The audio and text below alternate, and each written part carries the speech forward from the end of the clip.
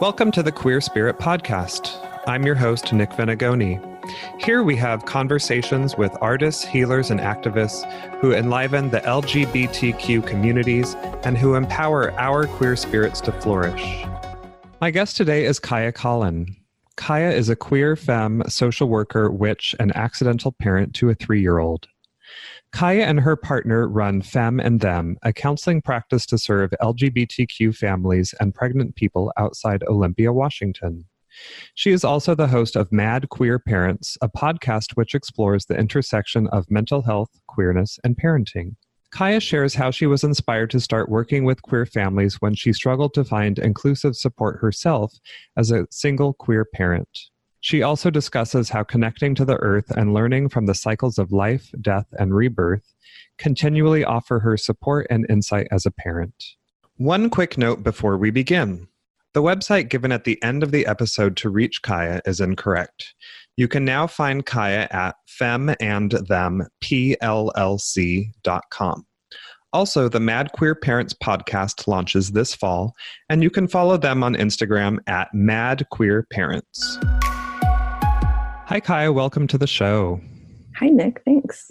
So, Kaya, you have a variety of different intersectional identities as a social worker and a parent and a witch and a queer. And I thought I would have you start up by sharing the story of what drew you to becoming a social worker to begin with.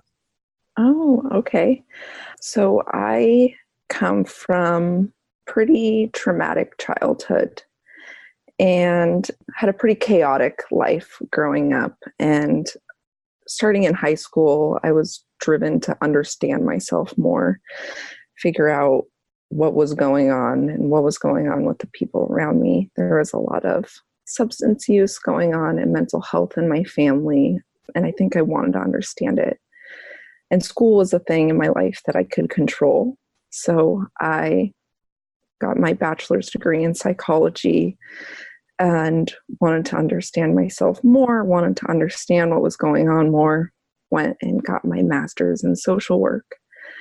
It was a more personal experience than I thought it was going to be getting that degree. The first year I felt was filleting myself open and feeling what was inside. And then the second year was sewing myself back together and then figuring out how I could serve the world with knowing what was inside me. So that's how I became a social worker. Yeah, a lot of people don't know, but social work and counseling programs really force you to really do your own personal work and dive deep into your own psychology before you go and work with other people. Yeah, I remember one of my first projects in grad school was, it asked us what our worldview was and how we came. It asked us all these different questions. What's your gender? What's your religion? What's your sexual orientation? And how did you come to develop this? And I had never been asked that in my life. And that was the first time that I had to look at myself in that way. And since then, I've done that. When I graduated, I did that worldview project again, and it keeps changing because life keeps changing and I keep learning. So, yeah. And when you were going through school to be a social worker, did you have ideas about what you wanted to do when you finished? Yeah, I went into, it's funny because I was at the beginning of grad school, I said, I want to work with women coming out of non-consensual sex for sale. That's where I want to be. And my teachers in grad school told me the first semester, you think you know what you want to do, but it's going to change. And I thought, no, this is for sure what I want to do. And after working with that population for a couple of years, it was fulfilling and amazing and also heartbreaking. And I needed to take a step back and take a break. I'm not working with that population anymore. So you also are a parent, and in your bio, you say that you're an accidental parent. I'm wondering what that means and how that came about for you. Yeah. So I became a parent, or I found out that I was pregnant when I was volunteering overseas, and I actually had an IUD. I had no intentions on getting pregnant. I had choices of what to do with my pregnancy, and I considered all my options. But when I really thought about it and I took a step back, I realized that at that point, I was ready to be a parent. I had done most of the things that I wanted to do before I became a parent. I did want to become a parent in my lifetime. I didn't think that this was how it was going to happen, but it happened. And I had supports. I had my mom and my best friend, and I became a parent by surprise. And how has it been so far? It's been a complete life change. I am not who I was before I became a parent. I'm learning so much every day. It's hard. It is really, really hard. It's exhausting. It can feel isolating sometimes, but it is also the most rewarding thing I've ever done. And so now you are in private practice, and there's a way that you are mixing this up together with your work and your identities. So can you share like the focus of your practice now? So I run a counseling practice with my partner and we serve LGBTQ families. I focus on serving pregnant, parenting folks through the transition into parenthood, through perinatal mental health struggles, and my partner focuses on working with queer families and youth. Mm-hmm, mm-hmm. And you had mentioned before we started recording that when you first became pregnant, you had a lot of experiences being queer and pregnant that felt challenging for you. Can you say a little more about that and how that inspired you to do the work? Yeah. So I came back to America, I should say. I was single and pregnant. I was 6 weeks pregnant when I got back here. One of the first struggles was when I started telling my family that I was pregnant. Some of my religious family members decided to chirp up and tell me things like, "See, I told you you weren't gay," or because gay people can't get pregnant. Because gay people can't get pregnant. Gay people don't have babies. This isn't, yeah. Yeah. And so I felt like my identity as a queer femme was immediately challenged by being pregnant.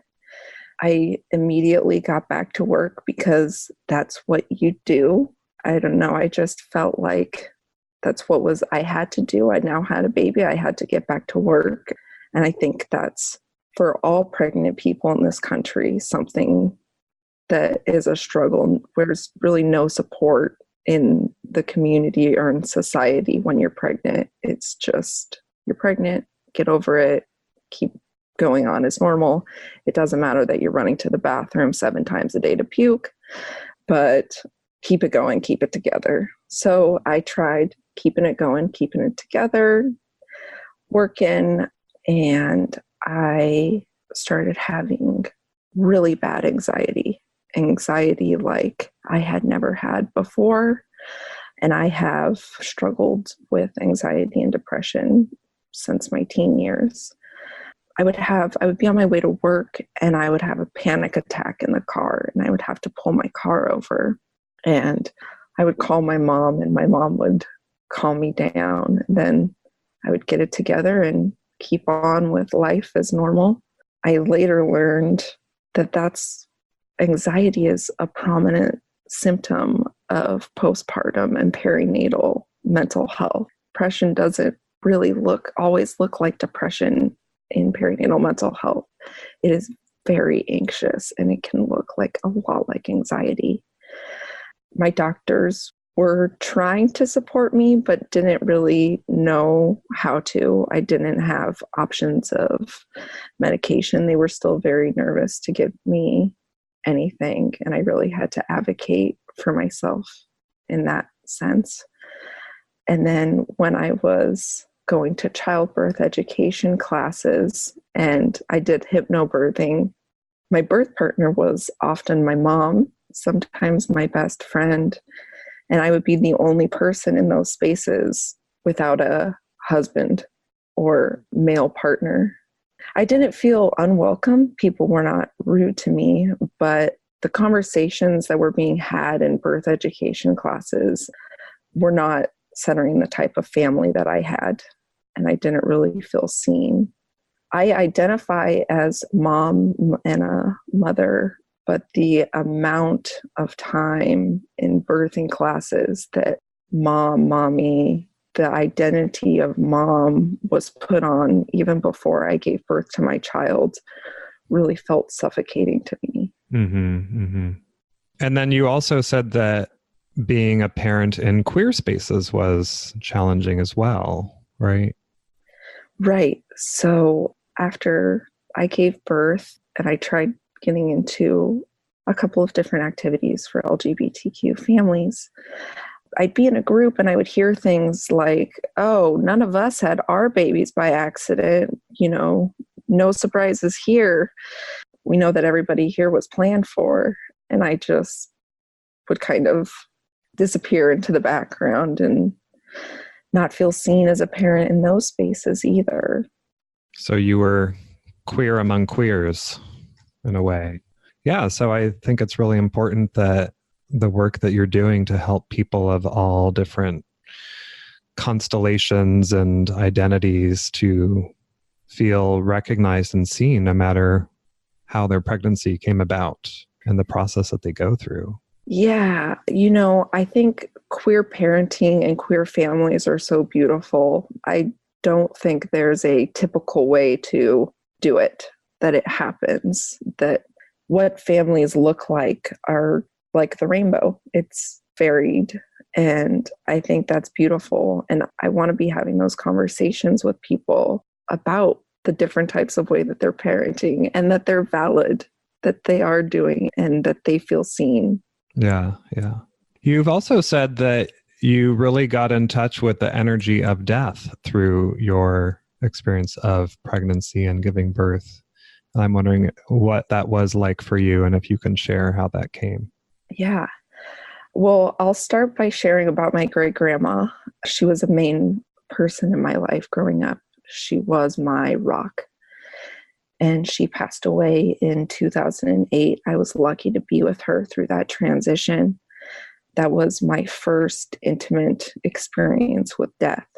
And when I became pregnant, I felt her in my life like I had not since that time.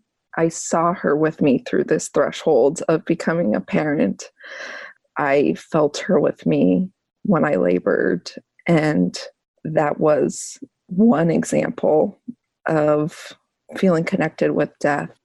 Another experience that happened is when I was about 6 months pregnant, I had another encounter with death when my grandpa pretty traumatically died, passed away at the hospital while I was there.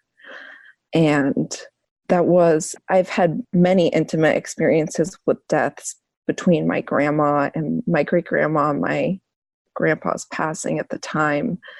But it was just such a reminder of the impermanence of life and the cycle and the spiral of life. I also lost my dog the month after my grandpa passed away. And it felt strange building and, bubbling with pregnancy, bursting with growth and new life. Literally in my body, I could feel this being.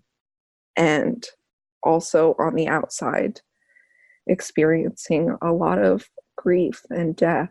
And I think it's just reminded me that nothing is linear and everything, death and birth are so different sides of the same coin. They're just so closely connected. Yeah, they're intertwined. Yeah, and I think that really is demonstrated to us every day if we pay attention, particularly through nature. And which brings us to my next point of your identity as a witch and the way that you connect to nature in that way. So I'm always curious to know how you define your relationship with the identity of being a witch and how that plays out in your life. My identity, to me, being a witch means being in relationship with the earth. and the land.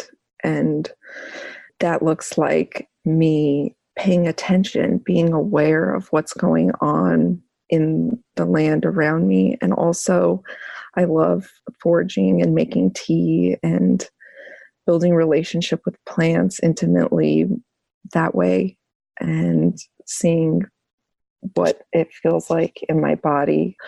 When the earth has taught me a lot about coming back into my body and being a human, it helps me to ground and to connect to something bigger than me, literally.